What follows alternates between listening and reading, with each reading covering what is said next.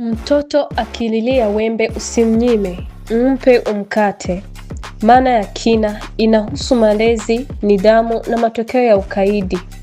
Uchambuzi wa methali. Mtoto akililia wembe inamaanisha kung'ang'ania kitu fulani kama wembe. Usimnyime, mpe mkate. Hii inamaanisha mpe akiona madhara yake kwa vitendo ajifunze kupitia maumivu. Kiundani.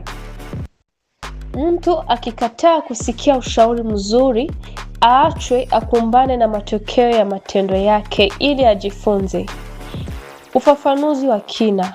Methali hii inatufunza kuwa ukaidi huzaa maumivu. Watu wengine hujifunza kupitia makosa yao wenyewe. Elimu ya uzoefu. Si kila mtu huelewa kwa kuambiwa. Wengine lazima wapitie hali fulani ndipo watambue ukweli. Mipaka ya ushauri.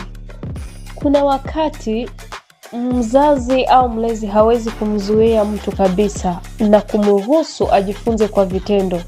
Hata hivyo, methali hii haimaanishi kumuumiza mtoto kimakusudi, bali ni njia ya kueleza kuwa madhara ya matendo mabaya anaweza kuwa somo bora kuliko maonyo. Funzo kuu: usiwe mkaidi unapokumbushwa jambo muhimu. Sikiliza ushauri kabla ya kuchelewa. Maana wakati mwingine makosa huwa mwalimu bora, lakini gharama yake ni kubwa. Je, upo tayari kulipa gharama?